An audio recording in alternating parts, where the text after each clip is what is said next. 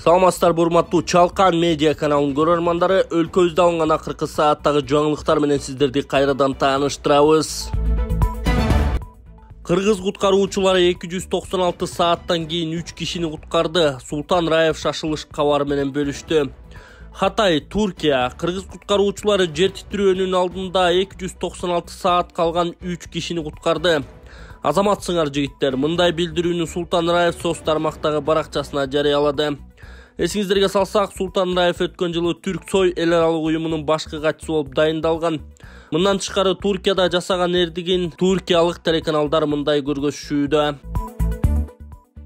Yaralı olduğu bilgisi var ekiplerde. O noktada 296. saatte gelen bir yeni mucize ekranlarınıza geliyor. Hatay'dan Kanatlı Apartmanı'nda ekipler enkaz altında canlı bir kişiye ulaştı. Bu bilgi oldukça sıcak bir bilgi. O noktadan görüntüler geliyor. Hayatta olduğu, yaralı olduğu ve şu anda da ilk müdahalesinin yapıldığını gözlemleyebiliyoruz. Sağlık ekipleri de şimdi ambulansla hemen hastaneye götürecekler. 296. saat, umutların tükenmediğini gösteren bir görüntü. Geride bıraktığımız gün akşam saatlerinde de yine bu mucize haberlerinden birini sizlerle paylaşmış, son olmasın demiştik ve 296. saatte o karanlık anın ekranın sol yanında geride bıraktığımız dakikalarda enkaz altından kurtarılan o kişinin görüntüsünü paylaşıyoruz. Ve şu anda da ekranın sağ yanında ikinci kişi, o mucizedeki ikinci kişinin çıkarıldığını paylaşıyoruz. Tekrarlayalım, 296 saat sonra görüntüler Hatay'dan geliyor. Hatay'da Kanatlı Apartmanı'nın enkazında 13. gününde. Kırgızstandык мушкер Open AFC чемпиону болду. Кыргызстандык Адилет Нурматов жеңил салмактагы Open AFC чемпиону болду. Бул тууралуу аталган уюмдан билдиришти. Титулдук күрөштө 25 жаштагы кыргызстандык мушкер Россиялык Илья Курзанов менен беттешип экинчи раундда мөөнөтүнөн мурда жеңишке жетишкен. Таймаш Россияда өттү. Open AFC аралаш мушташ өнөрүнүн профессионалдуу лигасы, анын турнирлери бир нече өлкөлөрдө өткөрүлүп, ар кандай салмак категорияларындагы миңдеген мушкерлердин башын бириктирет. Чычкан Капчык айында кар көчкү түшүп, Бишкек-Ош унаа жолу жабылды. Түндө Бишкек-Ош унаа жолунун Чычкан Капчык айына кар көчкү түштү. Бул тууралуу транспорт жана коммуникациялар министри Тилек Текебаев социалдык баракчасына жазган. Ал эми өзгөчө кырдаал министрлигинин алдын ала маалыматы боюнча, бүгүн саат 9:30 чамасында унаа жолдун 223-чакырымында Чычкан Капчык айынын шаркыратма тилкесине көчкү түшкөн. Учурда анын көлөмү такталууда. Жерине жол тейлөө ишканасынан 2 жүктөгүч тартылган. Алар 231-чакырымга түшкөн кар көчкүнү дагы тазалап, андан соң 223-чакырымга барышары айтылды. Токтогул районунун Арал жана Жайыл районунун Сосновка постторунда унаалардын бардык түрүнө чектөө киргизилген. Кыргызстандын биринчи айымы Айгүл Жапарова Бишкек шаардык балдарды жана үй бүлөнү реабилитациялоо адистештирилген борборунан кабар алды. Айгүл Жапарова бөбөктөрдү тарбиялоо шарты менен таанышып, балдар үйүнүн кызматкерлери менен баарлашкан. Ал балдарга кам көрүп, аларга энелик мээримин төккөн, мында иштеп жаткан ар бир тарбиячынын эмгеги зор экендигин баса белгилеген. Ошондой эле балдар үйүнө Айгүл Жапарова өзү жетектеген Эне балага тирек фондунун атынан керектүү буюмдар топтому камтылган гуманитардык жардам тапшырылды. Депутат Жаныбек Кыдыкбаев биз жазгы талаа жумуштарына даярдык көрүү жагына келгенде дайыма убакыттан уктурабыз. Дагы жакшы, быйыл кичине эртерээк кам көрүү аракеттери болуп жатат. Менин айтайын дегеним, дыйкандарга насыя берүүнү өкмөт эртерээк ачса. Экинчиден, коммерциялык банктар дыйкандарга насыя берүү принциптерин өзгөртпөсө, дыйкандардын экономикалык потенциалы кескин төмөндөп кетиши мүмкүн. Анткени Кыргызстанды 97%-ын азык-түлүк менен камсыз кылган орто жана майда дыйкандар. Ушул сыяктуу жазгы талаа жумуштарына байланышкан жана башка түйүндүү маселелерди бүгүнкү палатанын жыйынында талкууладык деп билдирген эл өкүлү өз Facebook баракчасы аркылуу. Биздин дыйкандарга мамилени бир башкача кылып өзгөртсөк жакшы болот эле да. Анткени ФСК 11 менен азыр 6% кредиттерди берип атабыз. Бирок Айыл банк менен РСК банктын саясаты 90-жылдан бери өзгөрбөй келатат да. Берүү механизмдери, критерийлери такыр өзгөрүлө элек. Анткени бүгүнкү ФСК менен берип аткан акча аз, өтө эле аз, ал дыйкандардын 1-2% эле жетип атат. Бирок ошол 2% дыйкан мүмкүнчүлүгү бар, возможносту бар төлөй турган дыйкандар деле издеп, банктар ошолордун эле аркасынан жүрүп атат да. Карапайым дыйканга эч кандай мындай мүмкүнчүлүк болбойт атат, алар ала албай жатат да.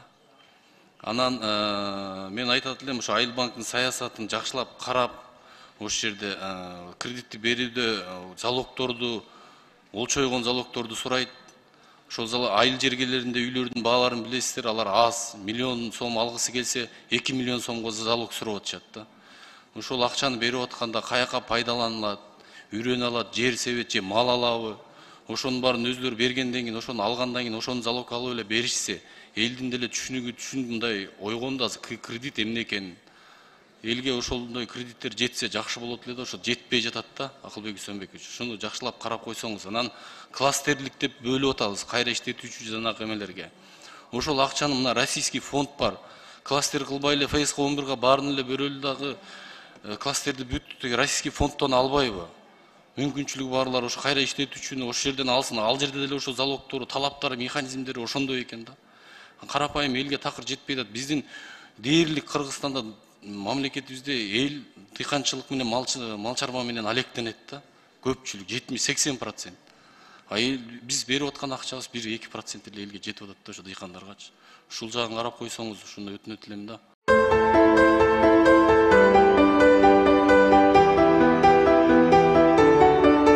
Үй бүлөм менен ушул Ислам каржы кооперативини быйыл май айында телевизордон көрүп, офис ошто бар экен, ошко барып толук маалымат алдык. Шарттары өтө жакшы экен, өтө жеңил, ыңгайлуу экен. Үй программасына жазылдык, 15%-ын төлөп, 6 айлык мөөнөткө турдук эле. Мана Алла Таала буйруп, бүгүн ушул үйлүү болуп отурабыз, үйдүн эгеси болуп отурабыз. Эми бул кооперативдин эң жеңил, эң жөнөкөй жолдору бар экен. Ушул жөнөкөй жеңил жолдору менен ар кандай иштерди кылса болот экен. Бир эле үй эмес, автоунаа алса болот экен, баягыдай бир бизнес. Эң негизинен өзүңө баягыдай каалаган жакшылыкты башка бирөөгө кааламайын, сен толук мусулман болбойсуң дейт. Ошого мен дагы өзүмө окшош бир туугандарыма, жаштарга, жалпысынан ушул квартирада жүргөн адамдарга ушул нерсени айтып кетмекчимин. Ушундай кооперативге жазылып, үй ала турган болсоңуздар, үйлүү боло турган болсоңуздар, баягы башка квартирага төлөгөн акчаңыздарды өзүңүздөрдүн квартираңыздарга төлөп, эң негизгисинен эч кандай пайызсыз, ашыкча төлөмсүз төлөп берсеңиздер болот экен. 25 жылга чейин бөлүп төлөсө дагы болот экен.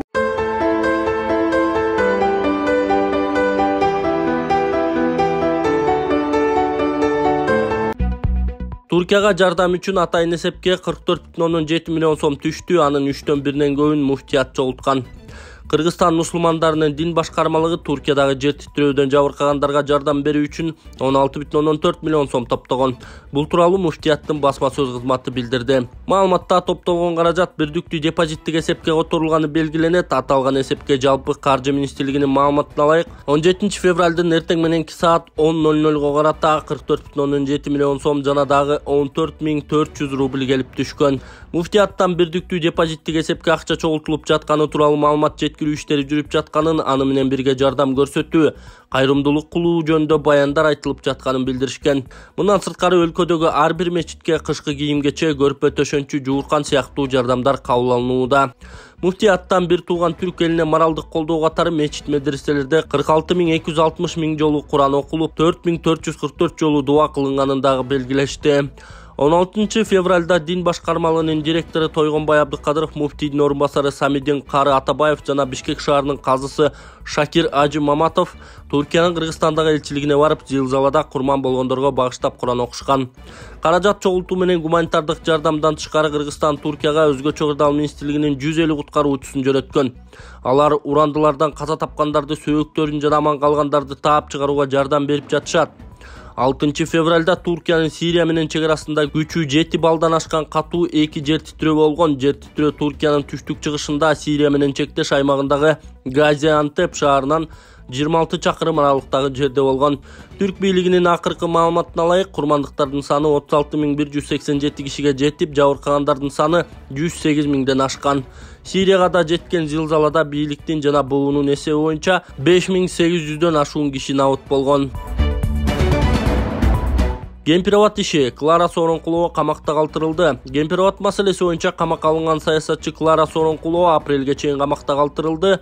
Бул тууралуу укук коргоочу Азиз Абдрасулов Фейсбуктагы баракчасында жазып чыкты. Ушул тапта 1-май райондук соту камакта жаткан Гемпирабад суу сактагычын Өзбекстанга каршы чыккандардын баш коргоо чарасын кароодо. Эскерте кетсек, 2022 жылы 22 октябрда Гемпирабад суу сактагычын коргоо комитети түзүлгөн. Анын курамына активисттер, саясатчылар жана депутаттар кирген. 23 октябрда массалык тинтүү иштери башталып, 20дан ашык адам кармалып, алар 48 саатка камалган.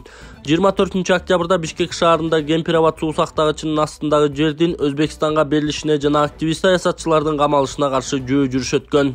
25 октябрда 1-май райондук соту тарабынан алар 2 айга камакка алынган. Активист жана саясатчылардын камалышы боюнча ийим түшүндүрмө берип, Кылмыш жаза кодексинин 36-278 массалык баш аламандыктарды уюштурууга даярдануу менен козголгон кылмыш иши боюнча тергөө амалдары жүргүзүлүп жатканын билдирген. Аталган иш боюнча камалгандардан Мамбет Жунус Абылов, Берзат Суранова жана Равшан Жээнбеков ооруканага жаткырылган.